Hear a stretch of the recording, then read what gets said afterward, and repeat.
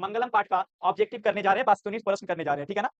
चलिए स्टार्ट करते हैं। सबसे पहला चीज़ है, सबसे पहला सवाल आपसे यहाँ पे पूछ रहा है, देखिए क्या पूछ रहा है?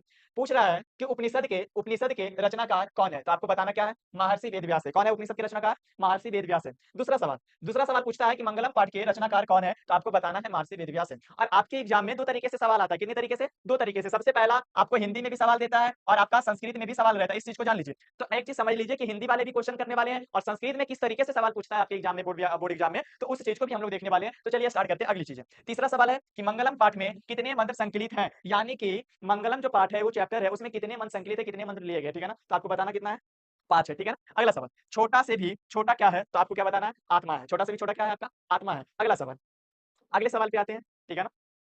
5वां सवाल आपका कह रहा है, 5वां सवाल कहता है कि किसकी जीत होती है, ठीक है ना? पूछ रहा है किसकी जीत होती है? आपने पढ़ा होगा सत्यमेव जयते नारायणतम, यानी कि सत्य की जीत होती है, असत्य की नहीं। तो वही चीज़ पूछता है कि किसकी जीत होती है? सत्य की।